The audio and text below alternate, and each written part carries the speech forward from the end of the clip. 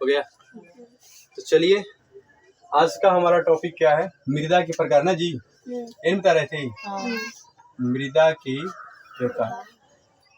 मृदा के प्रकार में हमने आप लोगों को पहले एक बता चुका है, जलोढ़ मृदा के बारे में हम आपको बता चुके हैं। ठीक है, आज का मुख्य टॉपिक जो है, आज मतलब कि टॉपिक स्टार्ट होगी, यानी कि जलोढ़ मृदा में दूसरी काली मृदा से, है ना।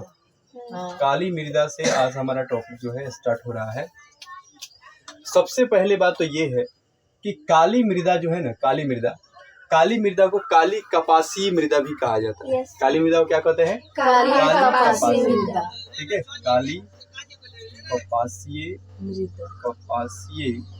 मृदा। ठीक है, और इसी काली कपासीय मृदा को, ठीक है, काली कपासीय मृदा को, ठीक है, हम कहीं कहीं स्थानों पर ना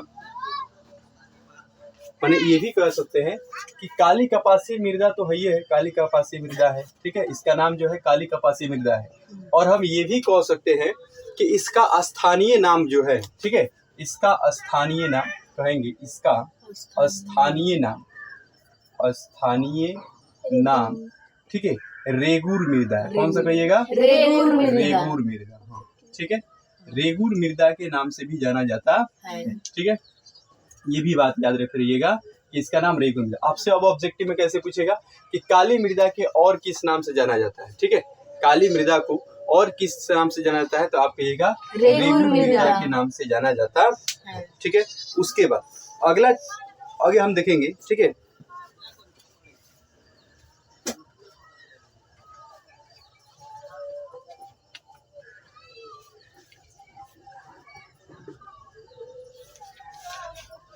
ठीक है, आगे देखिए, कहेंगे कि भारत में यह मृदा, ठीक है, कहेंगे कि भारत में यह मृदा, ठीक है, भारत में तो और टाइम से आओ लो जी, विदाउट टाइम से आ रहा है लो, 2 दिन गेट बंद होगा बस सीख जाएगा लो। ठीक है, कहेंगे कि यह मृदा भारत में लगभग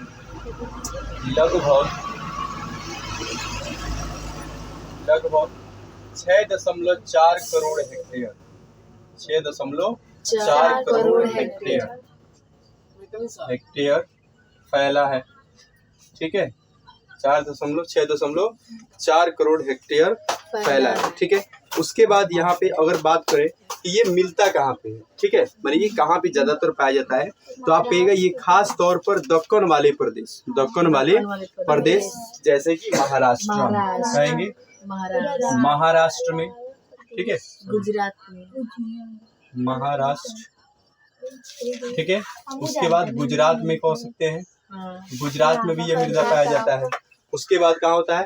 कर्नाटक, आंध्र प्रदेश, तमिलनाडु, हाँ, कर्नाटक हो गया, आंध्र प्रदेश हो गया, आंध्र प्रदेश, तमिलनाडु, ठीक है, आंध्र प्रदेश, तमिलनाडु राज्यों में ये विस्तृत है। ठीक है, उसके बाद कहेंगे कि इस मिट्टी के निर्माण मूल शैवालों एवं ज्वालामुखी के बॉक्साइट लावा के विघटन से हुआ है। ठीक है, ज्वालामुखी के विघटन से हुआ है। तो ये जो था आप लोगों का काली मृदा के, चलो ठीक है, ये जो था आपका काली मृदा के बारे में इतना है। ठीक है, तो आपसे ऑब्जेक्टिव में कैसे पूछेगा कि काली मृदा हला नहीं कहेगा कि काली मृदा कितने करोड़ हेक्टेयर में विस्तृत है। ठीक है, तो आप 6.4। काली मृदा के दूसरा नाम क्या है? रेगुर मृदा। इसका और एक नाम है काली कपासीय मृदा। ठीक है, अच्छा ये काली कपासीय मृदा ये क्या हुआ है, अगर कोई पूछे, ठीक है, काली कपासीय मृदा के बारे में बताइए, काली कपासीय मृदा क्या होता है? क्या कहिएगा कि इसमें उपस्थित एल्युमिनियम और लौह यौगिक के कारण ना, कहेंगे कि इसमें, यहाँ पे हम कहेंगे कि इसमें एल्यूमिनियम और, ठीक है, एल्युमिनियम और, ठीक है, लौह यौगिक के कारण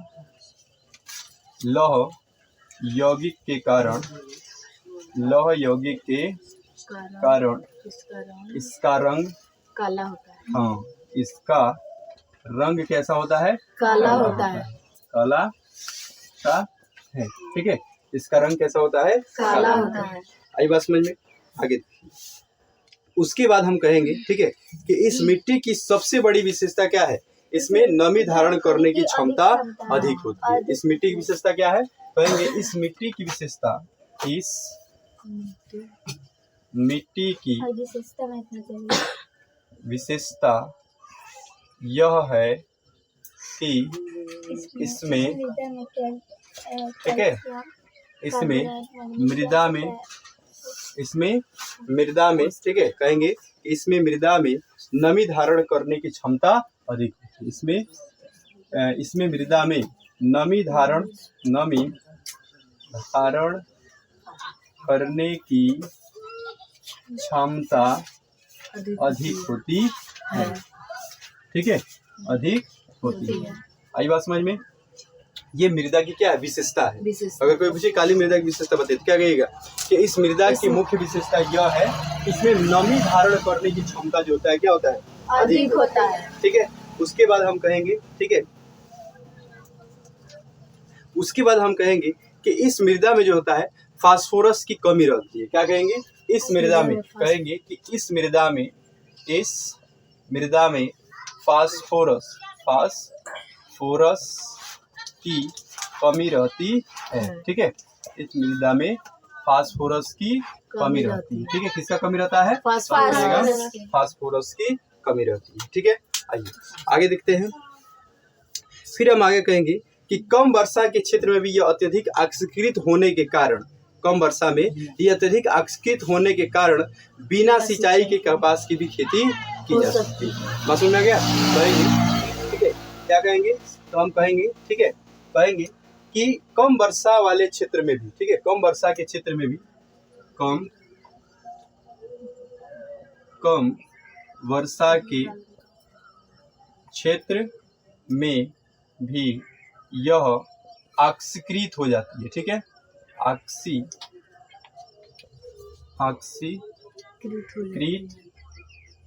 होती है, ठीक है, होती है। इसलिए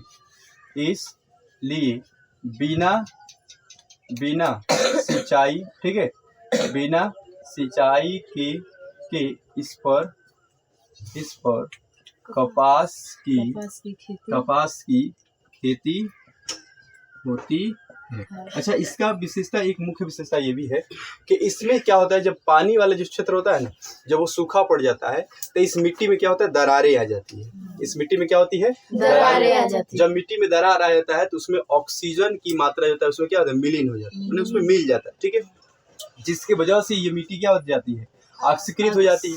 अगर थोड़ा सा भी अगर वर्षा का बौछार हुआ, थोड़ा सा भी और जल का बौछार हुआ तो एकदम चिपचिपी हो जाती है। क्या होती है, चिपचिपी हो जाती है, जिससे जोतने में बहुत ज्यादा कठिनाई होती है। मतलब अगर ज्यादा वर्षा हो गया तो इस मिट्टी को जोतने में क्या होता है, बहुत ज्यादा कठिनाई होता है।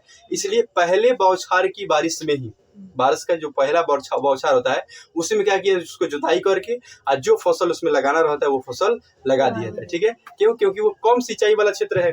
कम सिंचाई पर भी ये भूमि क्या होती है, ऑक्सीकृत हो जाती है और कपास की खेती ज्यादातर इसमें की जाती है, ठीक है। अगर हम बात करें कि इसमें और माने कपास के अतिरिक्त कौन कौन सी खेती होती है, ठीक है, तो कहेंगे गन्ना की खेती के लिए भी उपयुक्त है, ठीक है। गन्ना के साथ साथ में क्या होगा, प्याज भी हो जाता है इसमें, ठीक है, प्याज की खेती भी हो जाती है। उसके बाद क्या होता है, गेहूं हो जाता है, गेहूं, ठीक है, गेहूं का भी खेती होता है। उसके बाद अत्यधिक फलों की भी खेती इसमें होती है, ठीक है। क्या कहेंगे, एवं फलों की खेती के लिए उपयुक्त होती है।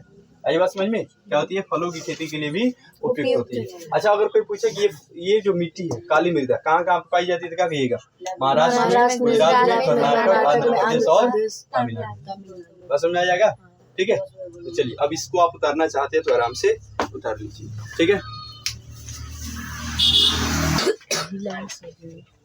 चलिए, अगला मृदा का प्रकार हमारा तीसरा नंबर ना जी। तीसरा नंबर कौन सा मृदा है, आप कहिएगा, लाल एवं पीले मृदा।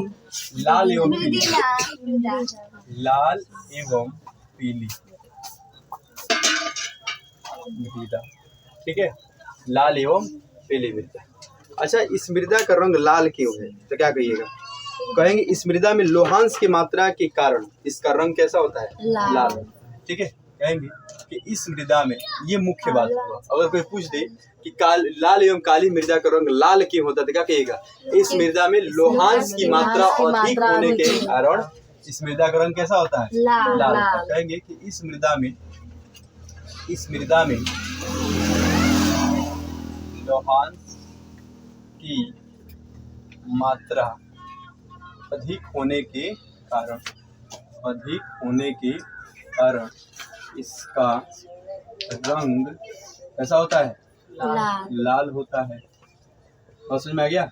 अब कोई पूछे कि लाल मृदा या पीली मृदा का रंग लाल क्यों होता है तो क्या कहेगा? इसमें लोहांश की मात्रा अधिक होने के कारण क्या है? इसका रंग जो होता है लाल होता है। आ जाएगा बात समझ में? आगे देखिए, फिर कहेंगे कि मूल रूप से यह ग्रेफाइट नीस जैसे रेवादार अग्नि चट्टानों के विखंडन एवं रूपांतरण से होने से बना होता है। ठीक है, क्या कहेंगे?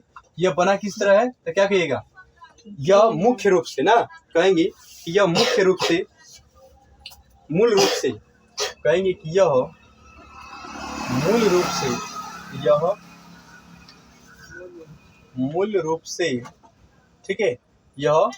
रूप से ग्रेनाइट एवं नीस, यही ना है? ग्रेनाइट एवं नीस चट्टानों, अग्नि चट्टानों के ना, क्या कहेंगे? ग्रेनाइट एवं नीस अग्नि चट्टानों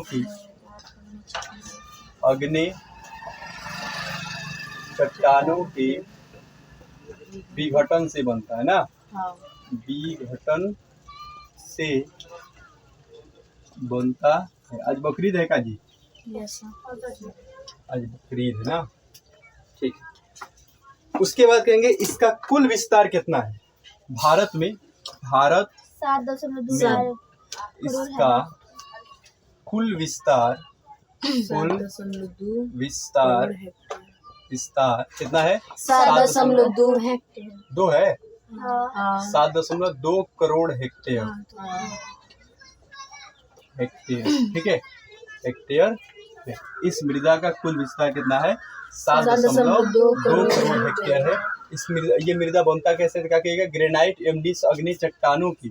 ग्रेनाइट एवं नीस रवेदार अग्नि चट्टान होगा ना, रवेदार। कहेंगे कि रवेदार ग्रेनाइट एवं नीस रवेदार अग्नि चट्टानों के विखंडन से ये बनता है। इस मृदा में लोहांश की मात्रा अधिक होने के कारण इसका रंग कैसा होता है? लाल होता है। ठीक है, और भारत में इसका कुल विस्तार जो है 7.2 करोड़ हेक्टेयर इसका कुल विस्तार है। ठीक है, उसके बाद कहेंगे लाल एवं पीली मृदा का प्रसार जो है माने कहाँ कहाँ पाया जाता है, किस किस राज्य में पाया जाता है तो क्या कहिएगा? लाल एवं पीली मृदा का विस्तार कहाँ कहाँ पे है तो क्या कहिएगा आप? कि जो है आपका तमिलनाडु, कर्नाटक ना,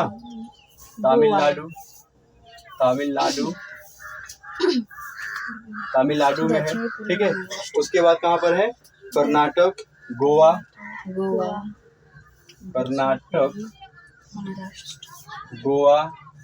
उसके बाद कहाँ पे है? कर्नाटक, गोवा। उसके बाद क्या कहेंगे? दक्षिणी पूर्वी महाराष्ट्र ना, दक्षिणी पूर्वी महाराष्ट्र। और कहाँ पे है? आंध्र प्रदेश में।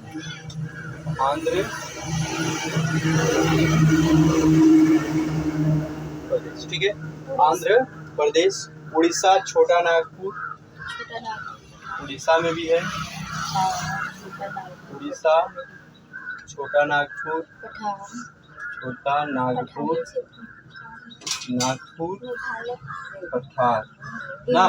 छोटा नागपुर, पठार एवं मेघालय पठार कहेंगे, एवं मेघालय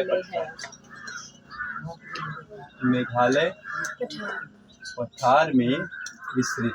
ठीक है, प्रसार विस्तृत विस्तार ऐसे ही होइएगा। ठीक है, प्रसार में। ठीक है, अब कोई पूछे कि लाल एवं पीली मृदा का विस्तार कहाँ कहाँ पे है, तो क्या कहिएगा? तमिलनाडु, कर्नाटक, गोवा, दक्षिणी पूर्वी महाराष्ट्र, आंध्र प्रदेश, उड़ीसा, छोटा नागपुर, पठार, और मेघालय पठार में इसका पूर्ण विस्तृत है। ठीक है, उसके बाद कहेंगे कि अच्छा, उसके बाद इसमें होता क्या है कि इसमें कहेंगे इसमें जैव पदार्थ की कमी के कारण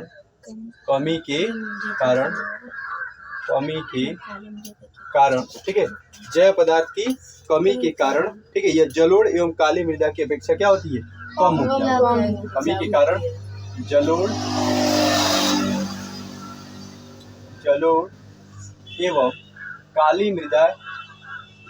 एवं काली मृदा की अपेक्षा क्या होता है? ये कम उपजाऊ होती है ना जी, कम उपजाऊ होती है। ठीक, मानी ये भूमि जो है ना ज्यादातर उपजाऊ नहीं है। क्यों उपजाऊ नहीं है? क्योंकि इसमें जैव पदार्थों की मात्रा कम है। इसमें जैव पदार्थों की मात्रा क्या है? कम है, इसलिए ये खेती के जो है मैंने इसमें उपजाऊ कम होती। ठीक है, अच्छा, इसमें जिस मिट्टी में अगर मैंने जिस मृदा में जैव पदार्थों की मात्रा अगर कम रहेगी तो उस पर खेती करने के लिए क्या करना पड़ेगा? अत्यधिक उर्वरकों का प्रयोग करके मैंने खेती किया जाता है। क्या कहेंगे? इसमें अधिक उर्वरक का प्रयोग कर खेती की जाती है। अच्छा, कोई बताएगा कि उर्वरक के मतलब क्या होता है? उर्वरक के मतलब क्या होता है? खाद। उर्वरक के मतलब खाद होता है। अब आप मवेशी खाद कहिए, समझ में आ गया? मवेशी खाद कहिए, या फिर वही यूरिया, डाई, पोटास। आप तो जानते हैं ना जी, यूरिया, डाई, पोटास तो सबको देखा है, एकदम देखे होंगे। आप देहात के हैं ना, शहर वालों को दिखाना पड़ता है। आप तो ठेठ देहाती है, बिहारी। आइए आगे देखते हैं। ठीक है, उसके बाद हम कहेंगे कि सिंचाई की व्यवस्था में अगर सिंचाई इस मृदा में सिंचाई ज़्यादा करो, सिंचाई की व्यवस्था के कारण इस पर फसल जो होता है, इस पर फसल कौन कौन से उपजाया जाता है? तो आप कहिएगा चावल। ठीक है, चावल होता है, बाजरा होता है, मक्का भी है, मूंगफली, तंबाकू और फलों का उत्पादन किया जाता है। हाँ, मूंगफली, तंबाकू। ठीक है, तंबाकू और फलों का उत्पादन किया जाता है। उत्पादन होता है, बात खत्म ना जी। उत्पादन होता है। ठीक है, इस पर कौन कौन सी फसल होता है? चावल, बाजरा, मक्का, मूंगफली, तंबाकू। सॉरी, ये तंबाकू लिखा गया। तंबाकू और फलों की उत्पादन किया जाता है। बात समझ में आ गया?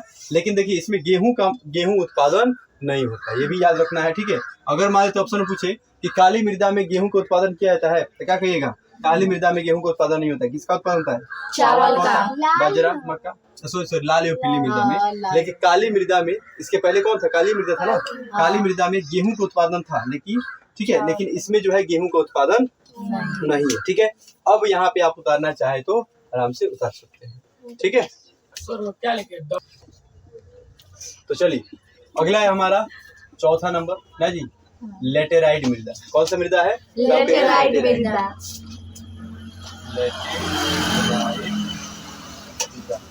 अच्छा, ये लेटेराइट मृदा जो है, लेटेराइट का शब्द क्या है? शाब्दिक अर्थ क्या है? क्या कहेगा? ये ग्रीक भाषा का शब्द है, जिसको कहेंगे हम क्या थी? लेटर। ठीक है, जिसका अर्थ क्या होता है? ईंट होता है। क्या कहेंगे? ईंट। अच्छा, ये शब्द क्या है? ग्रीक भाषा का शब्द है। ग्रीक भाषा का शब्द है। ठीक है, लेटर। ठीक है, लेटर, जिसका शाब्दिक अर्थ होता है, जिसका शाब्दिक अर्थ क्या होता है? ईंट होता है। क्या कहिएगा? शाब्दिक अर्थ क्या होता है? ईंट होता है। ईंट होता है। बात है समझ में? शाब्दिक अर्थ क्या होता है? तो आप कहिएगा ईंट होता है। ठीक है, उसके बाद हम आगे बढ़ेंगे, फिर कहेंगे। ठीक है, अच्छा, इस मिट्टी का कहेंगे कि इस मिट्टी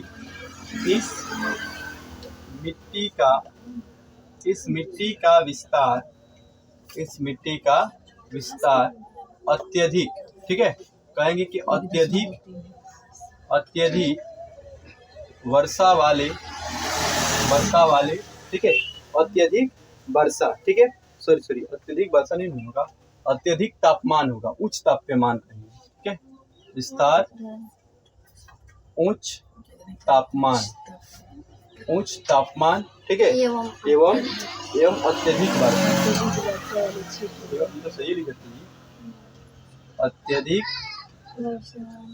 अत्यधिक वर्षा वाले क्षेत्र में है।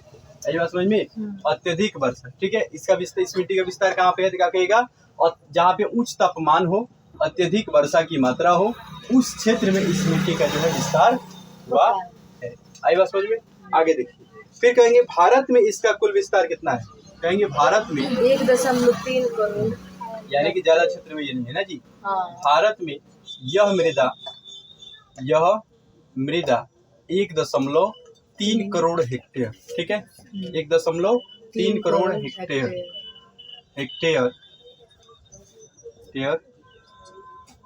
इस मृदा यह मृदा 3 करोड़ हेक्टेयर में विस्तृत है, विस्तार है, ठीक है, इस मृदा का विस्तार कितना पर, तो 1.3 करोड़ हेक्टेयर इसका विस्तार है, ठीक है। उसके बाद हम कहेंगे, ठीक है, हाँ, फिर कहेंगे कि इसमें एल्युमिनियम और लोहे के अंश के कारण, ठीक है, क्या कहेंगे, इस एल्युमिनियम, कहेंगे एल्यूमिनियम एवं लौह ऑक्साइड के कारण, ठीक है, लौह ऑक्साइड के कारण इसका रंग कैसा होता है, लाल होता है, इसका रंग लाल होता है। तो आपसे ये भी पूछ सकता है, ठीक है, कि लेटेराइट मृदा का रंग कैसा होता है, तो क्या कहिएगा, लाल होता है, ठीक है, लेटेराइट मृदा का रंग कैसा होता है, लाल होता है, ठीक है। उसके बाद इसका विस्तार कहाँ पे है, तो कहेंगे कर्नाटक, ठीक है, कर्नाटक में है इसका विस्तार, ठीक है, कर्नाटक में पड़ेगा, और कहाँ पे पड़ेगा, केरल में, केरल में ना, केरल में, ठीक है। उसके बाद कहाँ पे है, तमिलनाडु में, तमिलनाडु, मध्य प्रदेश, मध्य प्रदेश में हो गया, उड़ीसा में हो जाएगा, असम, और असम की पहाड़ियों में ना, असम की पहाड़ियों में पाया जाता है, ठीक है, असम की पहाड़ियों में पाया जाता है, ठीक है। आगे देखो, फिर इस पर कहेंगे कि इस पर फसल कौन कौन से होते हैं, तो आप कहिएगा फसल उत्पादन में इसका आएगा कौन कौन, तो चाय एवं कहवा, ठीक है, फसल उत्पादन में कौन कौन आ जाएगा, तो चाय एवं कहवा, इस पर ज्यादातर यही उत्पादित किया जाता है, ठीक है, उत्पादन चाय एवं कहवा के लिए मिट्टी जो क्या है, प्रसिद्ध होते हैं, यानी कि असम की पहाड़ी में, आप जानते हैं ना, भारत में 2 जगह चावल उत्पादन, चाय एवं कहवा उत्पादन, कहाँ पे, पश्चिम बंगाल के दार्जिलिंग में, एक होता है सिलीगुड़ी में, कहाँ पर, दार्जिलिंग और सिलीगुड़ी, और असम में चाय उत्पादन। प्रश्न पूछेगा, मान लीजिए प्रश्न पूछे कि भारत में चाय उत्पादन वाले क्षेत्र बताइए, 2 जगह, पश्चिम बंगाल के दार्जिलिंग और सिलीगुड़ी, दार्जिलिंग और सिलीगुड़ी, और एगो असम, याद रहेगा, 3 जगह होता है।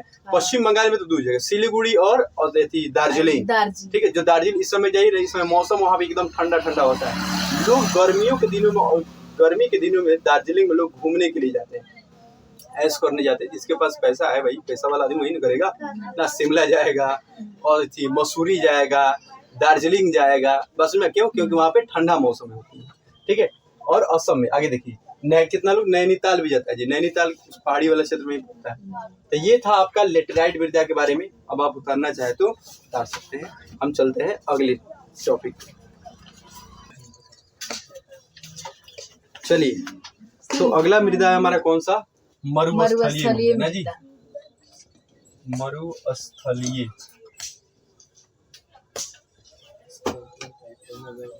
मरुस्थलीय मृदा। अच्छा, इस मरुस्थलीय मृदा को हम क्या कहेंगे कि ये शुष्क ऋतु, अल्प वर्षा, ठीक है, ये मृदा क्या होती है? कहेंगे कि इस प्रकार की मिट्टी लंबी शुष्क, शुष्क माने क्या होता है जी? शुष्क ऋतु मतलब क्या होता है? नहीं, शुष्क के मतलब होता है जिसमें नमी की मात्रा न हो, सिर्फ हवाएं चलती हो, जिसमें नमी की मात्रा न हो, इसलिए कहते हैं शुष्क ऋतु। कहेंगे शुष्क ऋतु, ठीक है, क्या होता है? शुष्क ऋतु, ठीक है, शुष्क ऋतु, अल्प वर्षा। अल्प वर्षा की मतलब क्या हुआ? वर्षा की मात्रा एकदम कम, वर्षा की मात्रा एकदम कम। अल्प वर्षा रहित बलुई मिट्टी। मिट्टी कैसा होता है? बलुई मिट्टी की तरह होता है, ठीक है, बलुई मिट्टी, ठीक है, बलुई मिट्टी वाले क्षेत्रों में विकसित होती है। बलुई मिट्टी वाले क्षेत्रों में विकसित होती है, ठीक है, विकसित होती है, ठीक है। क्या कहिएगा? शुष्क ऋतु, अल्प वर्षा रहित बलुई मिट्टी वाले क्षेत्रों में यह मिट्टी विकसित होती है। कौन मिट्टी? तो आप कहिएगा मरुस्थलीय, ठीक है, मरुस्थलीय मृदा। उसके बाद कहेंगे इस मृदा का रंग क्या होता है? इस मृदा का रंग, ठीक है, लाल या हल्का पीला या भूरा होता है। इस मृदा का रंग कैसा होता है? तो लाल या और हल्का भूरा होता है, ठीक है, लाल और हल्का भूरे रंग का होता है, ठीक है। उसके बाद कहेंगे इसका विस्तार कहाँ पे है? तो आप कहेंगे इस प्रकार की मृदा, कहेंगे इस प्रकार की मृदा। अच्छा, राजस्थान तो प्रसिद्ध है जी ना जी। हाँ। इस प्रकार की मृदा कहाँ पे पाया जाएगा? तो आप कहिएगा पश्चिमी राजस्थान। कौन से? तो पश्चिमी राजस्थान, ठीक है, पश्चिमी राजस्थान, सौराष्ट्र, ठीक है, सौराष्ट्र। उसके बाद कहाँ पे हो जाएगा? कच्छ। उसके बाद कहाँ पे हो जाएगा? तो आप कहिएगा पश्चिमी हरियाणा, ठीक है, पश्चिमी हरियाणा हो जाएगा। उसके बाद हो जाएगा आपका दक्षिणी पंजाब में पाया जाता में विस्तार है, ठीक है, इस मृदा का यहाँ पे विस्तार हुआ है, ठीक है। उसके बाद कहेंगे इसमें वनस्पति और उर्वरक खनिज का अभाव पाया जाता है। इसमें क्या होता है? वनस्पति। इस मृदा में जो है वनस्पति और, ठीक है, वनस्पति और उर्वरक का अभाव होता है, ठीक है, अभाव होता है। लेकिन सिंचाई करके, क्या कहेंगे? लेकिन सिंचाई की व्यवस्था करके कपास, चावल, गेहूं का उत्पादन किया जा सकता है। क्या कहेंगे? कि इस मृदा में, कहेंगे कि इस मृदा में सिंचाई की व्यवस्था कर, ना जी, सिंचाई की व्यवस्था कर किसका खेती कर सकते हैं? तो कपास के हो जाएगा, चावल के हो सकता है, चावल का हो जाएगा, और किसका हो जाएगा? गेहूं की खेती किया जा सकता है, खेती होती है। और सुना गया? तो ये था आपका कौन सा मृदा? मरुस्थलीय मृदा। ठीक है। अब इसी तरह पर्वतीय मृदा के बारे में जानते चलिए अगले। पर्वतीय मृदा में क्या होता है? तो कहेंगे इस प्रकार की मृदाएं प्रायः पर्वत एवं पहाड़ी क्षेत्रों में देखने को मिलती है। पर्वतीय मृदा कहाँ पे होती है? तो प्रायः पर्वत और पहाड़ी क्षेत्रों में देखने को मिलती है। ये भी बताने की कोई आवश्यकता नहीं है, ठीक है। जहाँ पर्याप्त वर्षा वन पाए जाते हैं, माने ये मृदा कहाँ पाया जाता है? पर आप भी जानते हैं, जहाँ पे पहाड़ी इलाका होता है वहाँ पे पर्याप्त रूप से वर्षा होती रहती है और क्या होता है, वनों का माने वन होते हैं, मैंने पेड़ पौधे यानी जंगल होता है। ठीक है, तो यह मृदा जटिल एवं विविधता होती है। ठीक है, यह नदी घाटियों में जलोढ़ मृदा एवं ऊंचे भागों में मोटे कोणों वाली परिपक्व मृदा के रूप में पाई जाती है। मैंने इसमें क्या होता है, ये ऊंचे, ठीक है, जहाँ पे मतलब पहाड़ी क्षेत्र होगा वहाँ पे क्या होता है, नदी घाटी भी होता है। ठीक है, नदी घाटी होने का यहाँ की मृदा क्या होता है, ऊंचे जलोढ़ मृदा की तरह मोटे कोण वाले होते हैं। कैसे होते हैं, मोटे कोण वाले होते हैं। ठीक है, उसके बाद इसमें कौन कौन सी खेती हो सकती है, क्या कहिएगा? इसमें जो खेती होता है किसका होता है, तो आलू का खेती प्रसिद्ध है, आलू का खेती होता है और चावल की खेती होती है। ठीक है, चावल की खेती होती। ठीक है, अब इसमें अगर कोई पूछे कि विस्तार वाला भाग बता, क्या कहिएगा? जहाँ पे पर्वतीय क्षेत्र है समझिए कि वहां पे पर्वतीय मृदा मुख्य रूप से पाया ही जाएगा। ठीक है, आगे समझेंगे। उसके बाद इसमें क्या होता है, अगला टॉपिक जो हमारा है, ठीक है, अगला टॉपिक हमारा क्या भाई, तो अगला टॉपिक है भूमि उपयोग का बदलता स्वरूप। क्या कहेंगे, भूमि उपयोग का बदलता स्वरूप, जो आप लोगों को अगले वीडियो में मिलेगा। ठीक है, आज के लिए इतना ही, मिलेंगे छोटी सी ब्रेक के बाद फिर अगले वीडियो में। अगर आप चैनल पे नए हैं तो प्लीज़ कृपया करके आप सब्सक्राइब कर लें और अच्छा लगा हो तो लाइक कर लें और अपने दोस्तों के पास शेयर भी जरूर करें। ठीक है, मिलेंगे नेक्स्ट वीडियो।